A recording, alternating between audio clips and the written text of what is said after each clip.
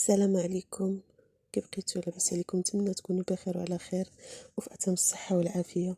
اليوم جبت لكم قصه واحد الشاب على ماماه اللي كيقول: انا في عمري 35 سنه عايش في الخارج ومن عائله ميسوره بزاف، ما خاصنا حتى خير الحمد لله. واحد النهار جيت عند الوالده وقلت لها: امي، انا بغيت نتزوج بفلانه. داك السيده اللي بغيت نتزوج بها ديجا كنعرفها فاش كنجي للمغرب. اتفقنا باش نكملوا حياتنا انا وياها. هي بنت عاديه من اسره بسيطه، ماشي غنيه بحالنا، مي الغنى غنى القلب. فاش قلتها لامي قالت لي: علاش؟ كيفاش انت باغي تزوج بهاديك؟ واش حماقيتي؟ شنو عند باها باش غتزوج بيها؟ قلت لها: امي، انا ما عندي غرض في الغنى.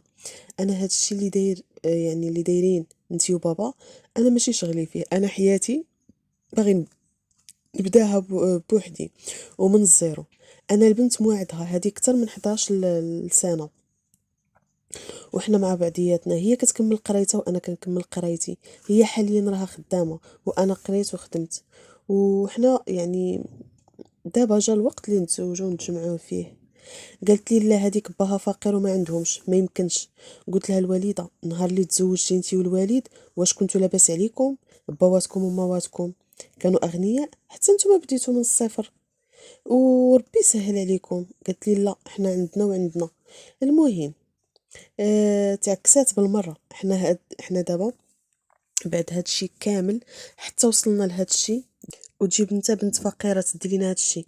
قلت لها: انا بغيتها، الا ما بغيتيهاش انت عمرك غتشوفي وجهي. المهم، شي سيمانه وانا كنحاول نقنع فيها باستمرار. يعني كان موضوع الاسبوع كامل كنرغبها: عافاك امي، الله يحفظك، انا ما باغيش نعسيك، باغي يكون كلشي بالرضا ديالك والموافقه ديالك باش تكمل فرحتي. مشيت عند الوالد قلت له بلي باغي نتزوج فلانه. قال لي: اولدي، الا بغيتيها الله يكمل عليكم بالخير. قلت له: الوالد، هضر لي مع الوالده، راه ما بغاتليش.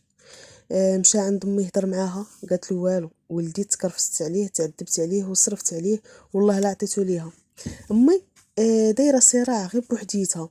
هذيك البنت ما عندها حتى شي فكره انها غادي تاخذني منها ولا شي حاجه. هي بخدمتها وانا بخدمتي، صافي بغينا نكونوا مع بعضياتنا، ما بغيناش نتحاربوا. احنا بغينا نتزوجوا. المهم دازت اسبوع، السيمانه الاولى والو، 10 ايام والو، 15 يوم والو. قلتها للوالده، قلت لها: انا صافي راني غادي نمشي بحالي صافي. قالت لي: اولدي، راه العطله مازال، كانت ديك الساعه العطله الصيف مازال. قلت لها: الوالده، انتي ما بغيتيش تعطيني الموافقه ناخذ البنت اللي بغيت. ملي ما بغيتيش صافي، اخر مره غادي تشوفيني او تشوفي وجهي. واخا انا ما باغيش ندي السخط ديالك، ولكن حتى انتي ما بغيتيش تشوفيني ودي انا وداك البنت فرحانين. قلت لها: شوفي، داك البنت راه غادي نتزوج بها حيت الوالده راني موعدها 11 عام وحنا متفقين. كنا كنقراو مع بعضياتنا هنا في المغرب. انا مشيت للخارج وهي بقات هنا. راه ما غاديش، ما يمكنش نضيع البنت ونسمح فيها. فاش شافتني مصر انني حتى حاجه ما غتمنعني انني نتخلى على البنت، قالت لي: سير هضر مع باك الا بغى ليك. قلت لها: با باغي، انت بوحدك اللي ما بغيتيش. قالت لي: صافي سير، والله لا كانت ليك، انا كنحلف ليك بالله هذيك السيده لا كانت ليك. المهم مشات الوالده، ما عرفت شنو دارت، شي حاجه بقات كتسول الناس، ما عرفتش بالضبط شنو دارت. واحد النهار انا ما كاينش، مشيت بحالي للخارج، اتفقت مع البنت باللي صافي المره الجايه فاش نجي غادي نمشي نتزوج بها باي طريقه، غادي نتزوجوا انا وياها. عطيتها وعد ولمها ولباها باللي رحنا غادي نتزوجوا.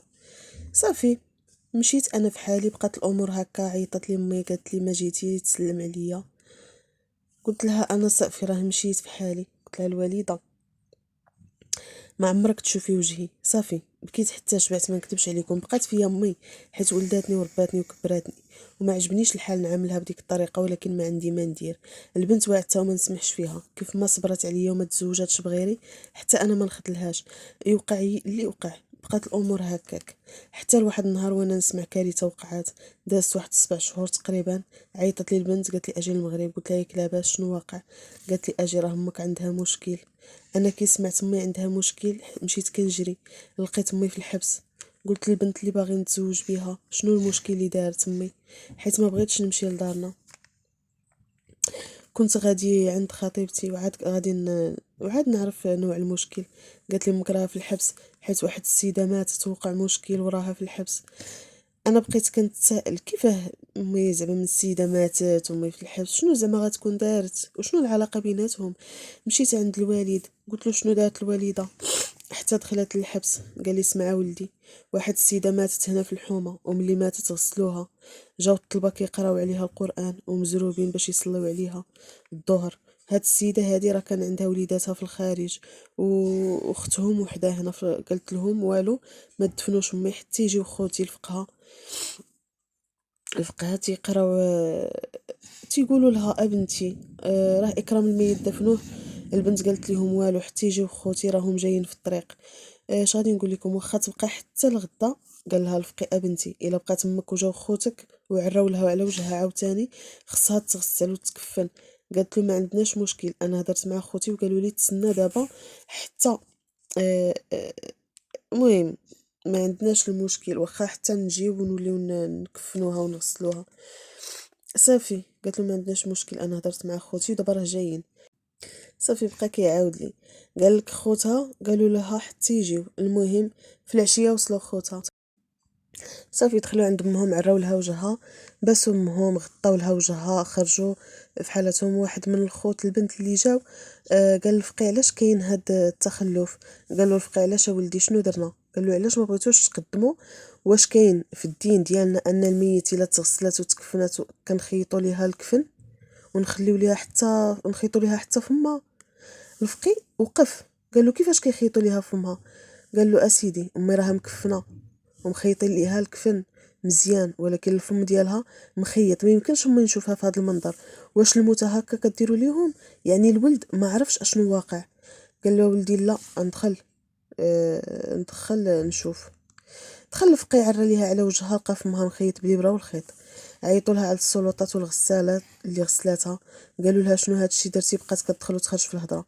شدوها وملي فتحوا الفم الميته كيلقاو التصويره ديال البنت اللي كنت خاطب وباغي نتزوج بيها بالخاطر ولا بزز من امك. قال ليها علاش زعما الغساله عندها هاد الفكره، هاد هاد الكره من البنت اللي كنت خاطبها. قال لي يا ولدي امك اللي امرت داك الغساله وعطاتها فلوس، عطاتها فلوس صحيحه باش تدخل دير ليها الكفن ديالها وتحط ليها التصويره، تصويرت فمها وتخيط لها فمها بالابره والخيط باش ملي تدفن ديك السيده ما حد داك السيده في القبر ديالها وانت القلب ديالك كيموت على داك البنت. صافي داك البنت الحياة ديالها غادي تموت. بعد ما قال لي با هادشي بقيت مصدوم وتعجبت كيفاش امي دارت هادشي لهاد الدرجه توصل بمي ديرها. اش غادي نقول لكم، هادشي اللي ما هادشي ما يبغي لا ربي لا عبدو. قال لي با حيت انت حلفتي بلي غتزوج بها بزز منها وغيطرى الليطرة واخا يطرى يعني الليطرة. قلت له الوالد واش ندير بخاطرها ونسمح في بنت وانا وعدتها بالزواج؟ واش هادي تبغي بنت هادي يضحك عليها شي حد 11 عام وانا مع البنت وفي الاخر يعني نقول لها امي ما بغاتش؟ راكم نتوما فقراء راه ما يمكنش. قال لي الوالد دابا الغساله راه اعترفات بلي امك هي اللي امرتها واللي عطا الله هو هذا. امك دابا غدوز مده كتيره في الحبس. قلت له با شنو ربحات الشوهه مع الناس والمعصيه مع الله. وهنا انتهت القصة ديال هذا الأخ. صراحة قصة مؤثرة بزاف، حتى واحد ما يبغي يعني لا يفلح الساحر حيث أتى. الظلم ظلمات يوم القيامة، السيدة ظلمات ولكن ربي ما كيف تنقولوا ما عطلهاش. ربي الحمد لله فضحها ونيت داك البنت وداك الشاب. بانت في الأخير يعني شنو ربحات الأم، شنو ربحات من هادشي. شوفوا الظلم ديال هاد المراه تجاه هاد البنت مسكينه، لا حول ولا قوه الا بالله العلي العظيم. بغات توقف البنت حياتها غير حيت هما فقراء، ما بغاتهاش لولدها وبانت ليها غير هاد المعصيه. اللهم ان هذا منكر، ولكن لا يفلح الساحر حيث اتى. واللي كيبغي يشتت شي عائله ربي كيشتو. نتمنى هاد القصه تنال الاعجاب ديالكم وكذلك تخليونا كومونتير في حق هاد الام وفي حق هاد الولد مسكين وهاد الشابه اللي كانت غادي تضيع لها حياتها.